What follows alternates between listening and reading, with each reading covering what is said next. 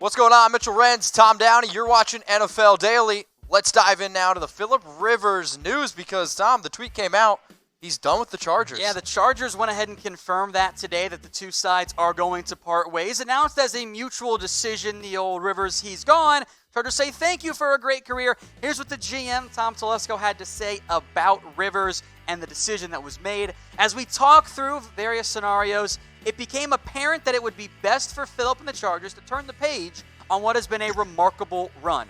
We agreed that making this decision well before free agency would allow everyone to put themselves in the best position for success in 2020. In reality, I think if the Chargers wanted Philip back, I think there's a better chance he would be back. But Rivers, he's not the same guy, as we'll dive into here in a little bit. The Chargers have an early round draft pick that they haven't had in a long time, a chance to get a quarterback. I think the GM and the Chargers are right here. The best decision for both sides is to move on and look elsewhere at the quarterback position and for the Rivers to have a new NFL team. So Philip Rivers did have a little bit of a down year in 2019, 23 touchdowns, 20 interceptions. Was a Pro Bowler, though, in 2018, 2017, 2016. His time is done with the Chargers. So we got a question for everyone watching right now. Where will Philip Rivers play in 2020? I'm going to make this the pinned comment on today's video. So for those of you that are watching this on YouTube, you might get hit with an ad break. If that happens, scroll on down, and I want you to comment where Philip Rivers will play in 2020. All right, Tom, let's get in now to our top 5 Philip Rivers destinations. Chicago Bears, number 5. Yeah, we did an earlier video on this. We're going to go ahead and update it here and take a look, by the way, at some potential replacements for Philip and the Chargers. The Bears, from a quarterback talent perspective, would upgrade going from Mitchell Trubisky to Philip Rivers. And I think the Bears are close enough to winning right now that it makes some sense. But there are just some, I'll call it the politics of the NFL side of it. You're going to have a tough time if you're the front office saying, yeah, that quarterback we traded up to get, we don't believe in him. Let's bring in old Philip Rivers. And if you miss on a quarterback, which is what the Bears would be admitting if they dumped Trubisky for Philip Rivers, do you get to make a second one? So it makes sense on the field talent-wise. I think pretty clearly, for the most part, we would take Rivers over Trubisky at least for one season or even 2 seasons. But long-term, doesn't fix your issues. And short-term, I don't know if the front office can actually pitch that to ownership. So we want you guys to pick a quarterback. If you're going to go Philip Rivers, we want you to type R. If you're going to go with Mitch Trubisky, type T. Tom, I'm going to type my R because I think this Bears team, 12-4, they got the defense. You can win football games. It ain't going to happen with Mitchell Trubisky. It's mostly R's, but I'm actually kind of surprised at the volume of T's coming in here to start. Let's go to number 4 on our list. It's the Tennessee Titans. Right, this one basically comes down to Ryan Tannehill. It's exactly what it is. If Tannehill, for whatever reason, leaves or isn't franchise tagged, I think Tennessee might jump to number 1 because of the proximity to Rivers, where he grew up and all of that. It's closer to home. And before Tannehill, before he was the starter and played so well, I thought Philip Rivers made a ton of sense for Tennessee. But the way that Tannehill played this year, Mitch, even with Marcus Mariota being a free agent, I'm under the assumption that Rivers wants to go be a starter somewhere. If Tannehill's back on a franchise tag or extension, whatever it is, he's going to be the starter over Philip Rivers. As weird as that sounds to say, and he deserves to be. From where we were a year ago, he was pretty good for them. He wasn't a superstar, but he had an incredible bounce back year. You beat here. New England in New England. You beat the Ravens in Baltimore in the playoffs. To me, that deserves you to make some money. So we want you to reply to this right now. What team is the best fit for Philip Rivers? What team is the best fit for Philip Rivers? Tom?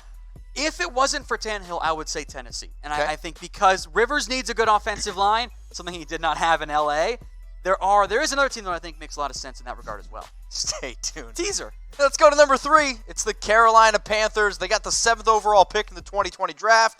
Also some question marks around Cam Newton. A couple different avenues the Panthers have to explore with a new coaching staff coming in. It starts with, is Cam Newton our guy? That's the number 1 decision you make. Is he healthy? If the answer is yes, and you think he's going to be healthy, and you want to give him one more chance, well, then you're not going to go pursue Philip Rivers. Correct. That doesn't make any sense, even though it is closer to home again for him.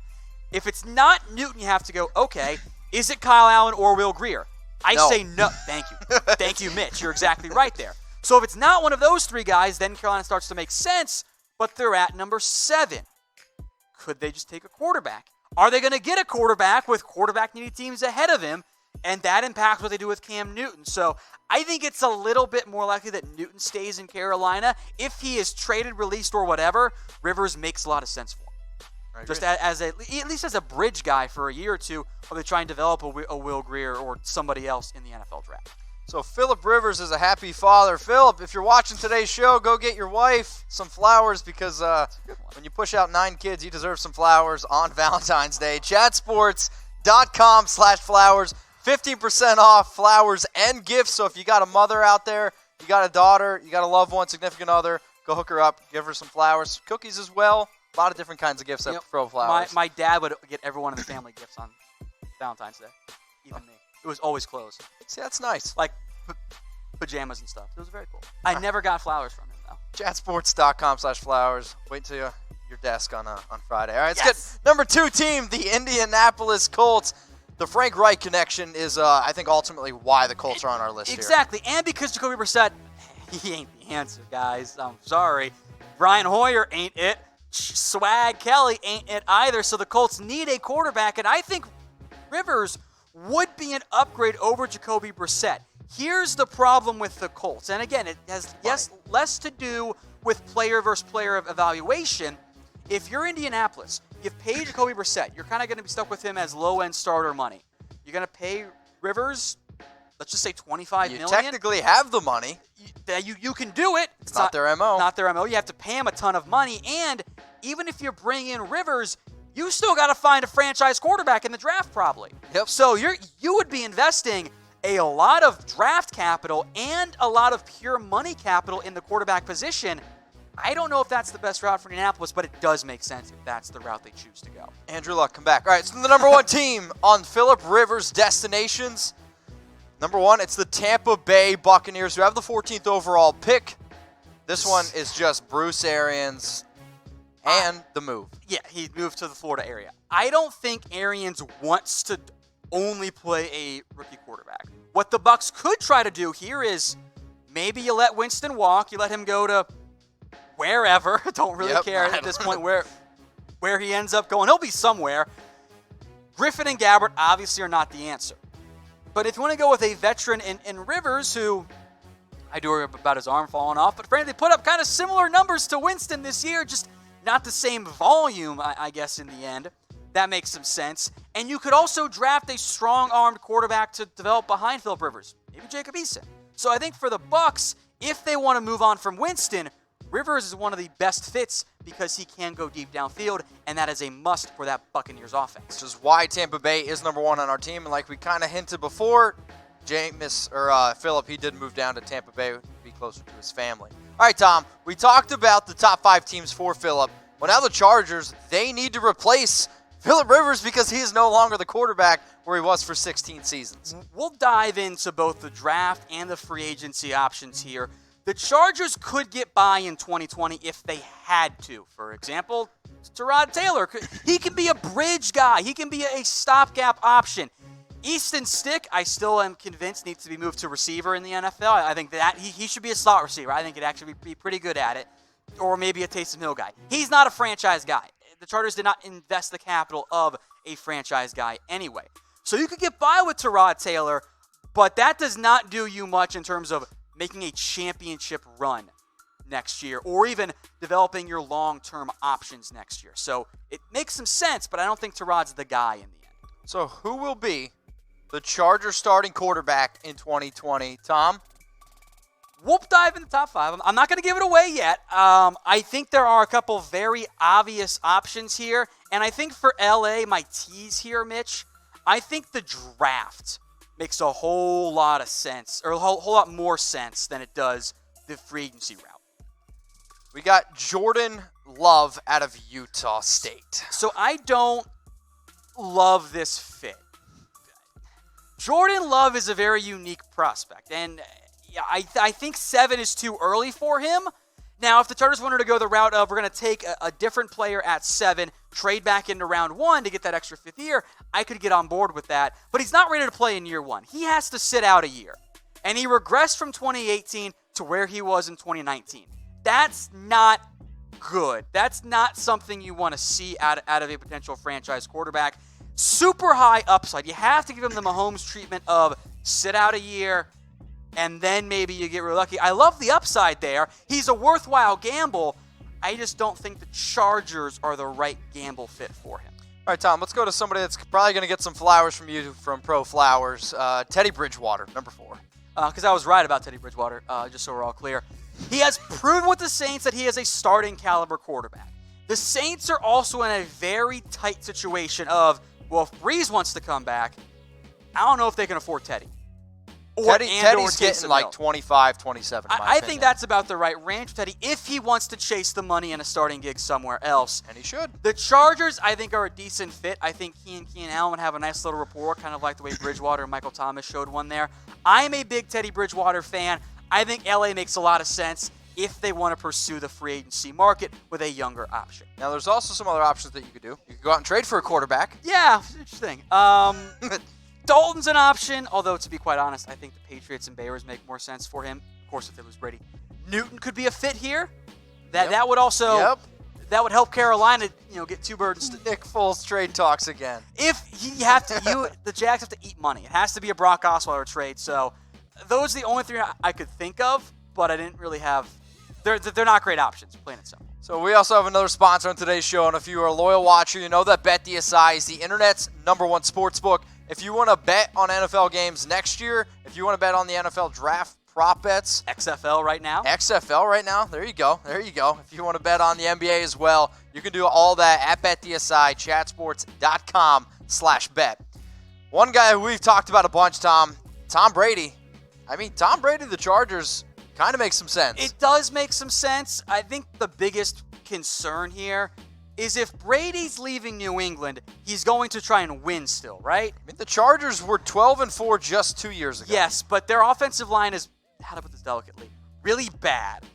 And Brady is not Lamar Jackson or even Baker Mayfield. He can't really move around in the pocket. So wow, hot take, Tom. I think the area makes some sense for Brady and a fit if they can invest in the offensive line. And if they are focused on winning right now, it does make more sense for LA.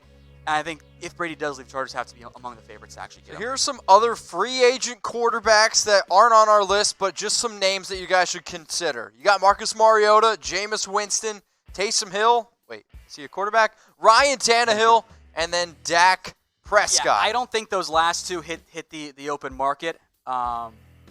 Hill's not a quarterback.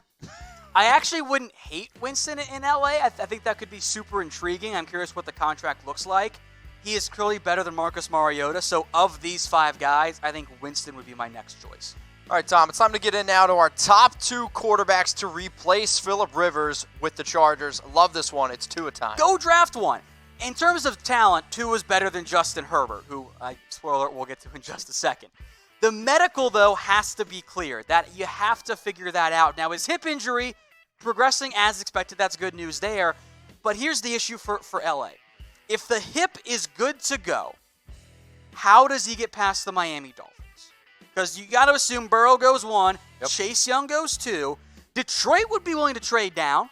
They could make a deal. We have a rumor on that coming up. So then the Chargers have to jump the Dolphins. The Giants aren't going to trade down because they never do that. So if you want Tua because he's healthy, I think you have to get to 3. Okay. And if you're the Chargers, do you want to trade up or you try and wait a little bit and wait for a different draft prospect being on the board for you? So we got a question for everyone. We're going to get this one rolling in now.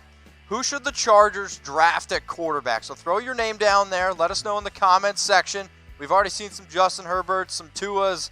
Somebody said Joe Burrow. Probably not going to happen. Burrow would be great. Give up the dream, guys. So who should the Chargers draft at quarterback? Let us know in the comments section.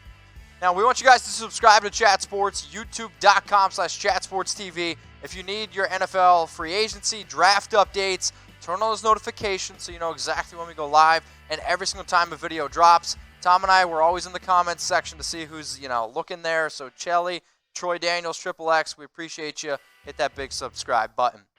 Number 1 on our Phillip Rivers replacements, we saw it in the comments a bunch, it's Justin Herbert. I think this is a great fit for LA and for Herbert. Now, he had some issues in the Oregon offense. I don't think the completion percentage, TD to interception ratio is quite what you would expect in terms of what you seen on film. Yep. But he's a good athlete. He can run. Most 6'6" guys at quarterback do not look nearly as fluid as Herbert does. Now, I'm not saying he's a runner, but he is more of a guy who can run for you. I think Anthony Lynn likes that. I think he'll be there at 6 for the LA Chargers. It fills a big need. He's worthy of an early first-round pick. I think it's a great fit for LA. And if it's not Herbert at LA, he probably goes 7 to Carolina. So. Here's some other quarterback, prospects. You got Jalen Hurts, Jacob Eason, Jake Fromm, Anthony Gordon, and then Cole McDonald.